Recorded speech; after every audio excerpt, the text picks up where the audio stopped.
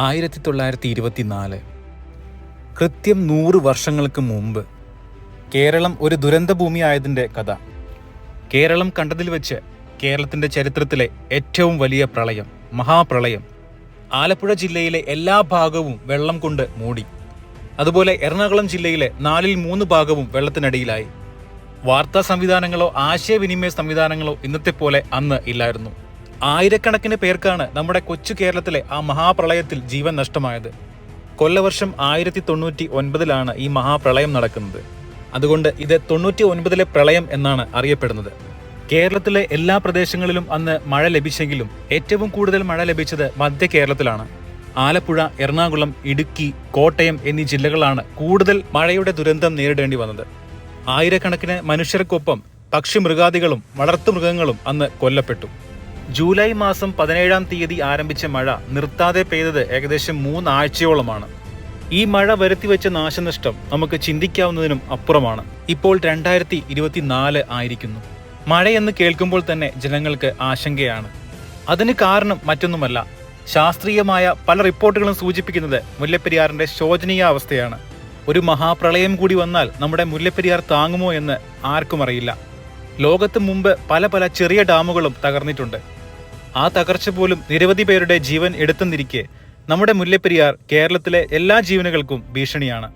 ലോകത്തിന്റെ പല കോണുകളിൽ നിന്നായി മുല്ലപ്പെരിയാറിനെ കുറിച്ചുള്ള ആശങ്കകൾ ചിലർ പങ്കുവെക്കുന്നുണ്ട്. മുല്ലപ്പെരിയാർ അണക്കെട്ട് സ്ഥിതി ചെയ്യുന്ന ഭാഗവും ഇടുക്കി ജില്ലയുടെ പല ഭാഗങ്ങളും ഭൂകമ്പ സാധ്യത പ്രദേശങ്ങളാണ് എന്നാണ് പല റിപ്പോർട്ടുകളും പറയുന്നത്.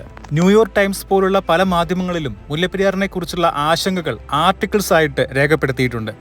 മുല്ലപ്പെരിയാർ തകർന്നാൽ അതിലെ ജലം ഇടുക്കി മുതൽ അങ്ങ് അറബിക്കടൽ വരെ ചെല്ലും. പക്ഷേ ഒഴുകുന്ന വഴിയിലുള്ള ജനങ്ങളെയും ബിൽഡിങ്ങുകളെയും വ്യവസായങ്ങളെയും എയർപോർട്ടുകളെയും ഒക്കെ നശിപ്പിച്ചുകൊണ്ട് ഈ ജലം അറബിക്കടലിൽ ചെന്നു ചേരൂ. നമ്മുടെ കൊച്ചി നഗരവും അവിടുത്തെ എയർപോർട്ടും ബിൽഡിങ്ങുകളും വ്യവസായങ്ങളും എല്ലാം ഇല്ലാതെയാവും.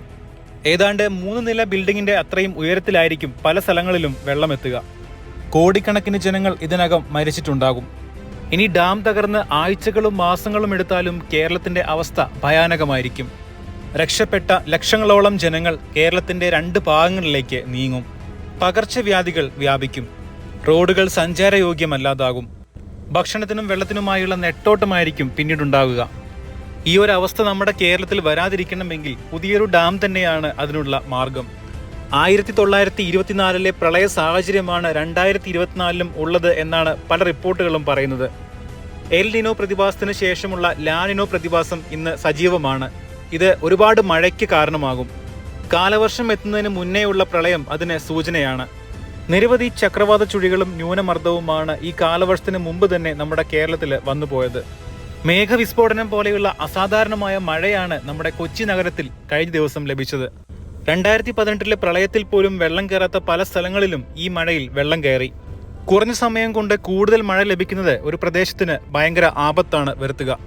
എന്തായാലും മഴ കനക്കുമ്പോൾ ജനങ്ങളുടെ മനസ്സിൽ മുല്ലപ്പെരിയാറിനെ കുറിച്ചുള്ള ആശങ്കകളും കനക്കുകയാണ്. ഇനിയൊരു പ്രളയം സംഭവിച്ചാൽ അത് 1924 പോലെ ആകില്ല. കാരണം മുല്ലപ്പെരിയാറിന് 100 വയസ്സ് കഴിഞ്ഞിരിക്കുന്നു. സംസ്ഥാന സർക്കാരും കേന്ദ്ര സർക്കാരും ഒരുമിച്ച് ഈ ഒരു പ്രശ്നത്തിന് പരിഹാരം കാണേണ്ടത് അത്യാവശ്യമാണ്. കാലവർഷം കനക്കുമ്പോൾ മാത്രം പോരാ മുല്ലപ്പെരിയാർ ഡാമിനെ കുറിച്ചുള്ള ചർച്ചകൾ. ഒരു ദുരന്തം വരാതിരിക്കാൻ മുൻകരുതലെടുക്കേണ്ടത് അത്യാവശ്യമാണ്.